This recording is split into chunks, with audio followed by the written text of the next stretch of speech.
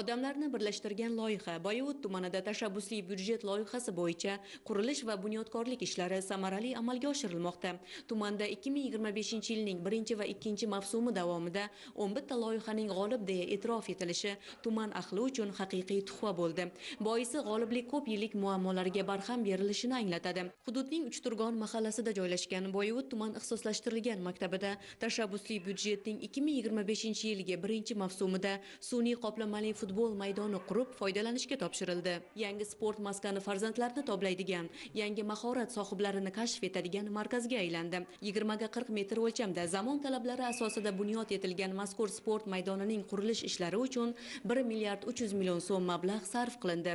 Tumanning har bir fuqarosi loyihaning har bir mavsumini katta qiziqish bilan qarshi olishadi va ovoz berish jarayonida faol ishtirok etishadi. Bu o'yingoh maktab jamoasining hamfikrligi, tashabbuskorligining mahsulidir. Tashabbusli budjet loyihasida 17 milliard 187 million so'mdan 8 ta umumiy ajratilgan mablag'dan yutgan g'oliblar umumiy o'rta ta'lim maktablari. Bu eng quvonarli va eng ajoyib natija bo'ldi. Bu ham hammasi bo'lgan mana shu Boyovutimizni, Sirdaryomizni, respublikamizda, ya'ni muhtaram yurtboshimizni sportga bo'lgan e'tibori mana shundan dalolat beradi. Biz bundan juda ham mamnunmiz. Kelajakda mana shunday yoshlarimiz juda ham salohiyatli, kreativ fikrlaydigan o'quvchilar emas, lekin sportga bo'lgan e'tibor ham juda ham katta bo'ladi va yuqori natijalarga erishish imkoniyatiga ega bo'lamiz. O'g'il-qizlar bu maskanda jismonan chiniqib, futbol sirlarini o'rganishmoqda. Zamonaviy sport maydonida yilning barcha mavsumida bolalarning shug'ullanishlari uchun qulay sharoitlar yaratilgan. Tashabbusli byudjet bu loyiha sportni ommalashtirish, sog'lom turmush tarzini targ'ib qilish va eng asosiysi jamoani birlashtirishga xizmat qilyapti. Mana ko'rib turibsiz, hozir bizning maktabimizda Boyovut ixtisoslashtirilgan maktabida mana shu o'quvchilarga yangi maydon qurildi. Bundan o'quvchilar juda xursand.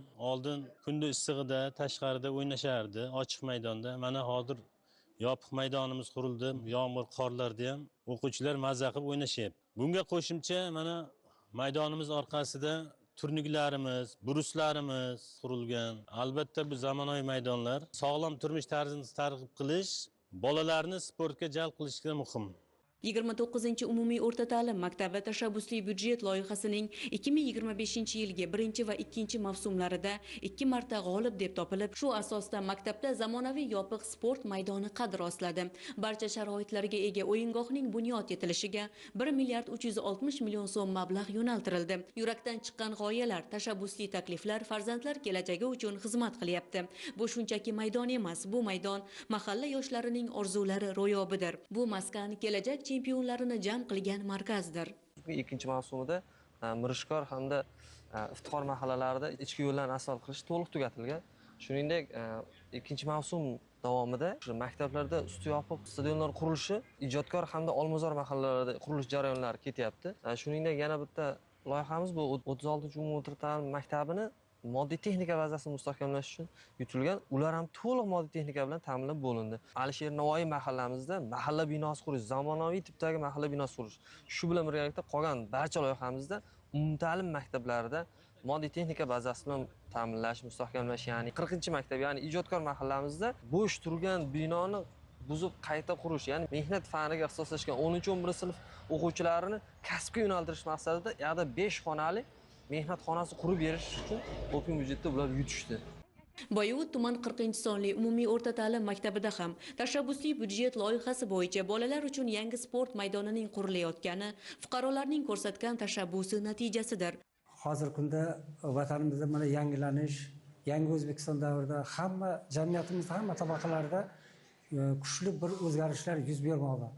Mana bugungi kunda bizning Boyovut tumanidagi maktabgacha va maktab ta'lim muassasasi 40-umumiy ta'lim maktabida ham juda katta bir yutuqlar, yangi binolar qad ko'tardi. Shulardan bittasi mana yaqinda opyam byudjetda yangi sport kompleksi, ya'ni zamonaviy sport kompleksini yutib oldik. Mana hozirgi kunda tugallanish arafasida turibdi.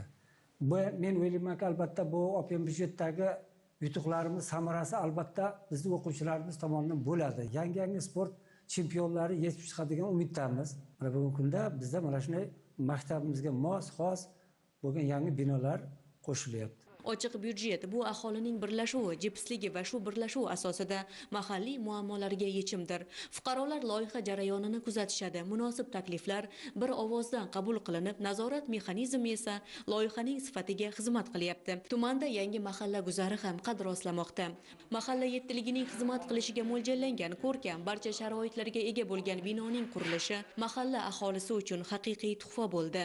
Xalq bilan birlashib, mahalla binosini open byudjetdan yutib oldik. Zamonaviy katta bir mahalla binosi mana barpo etilyapti. Har bir yettilikda xodimga alohida xona, yorug', shinam, hamma sharoitga ega xonalar bilan mana qurib beryapti. Tashabbusli byudjet loyihalarining amalga oshirilishi, mahallalar obod bo'lishi, yangi avlodning munosib ta'lim olishlarida muhim omil bo'lmoqda. Tashabbusli byudjet bu loyiha orqali eng chekka mahallalarda ham xalqimizning hayot tarzini o'zgartirish imkoniyati yaratildi.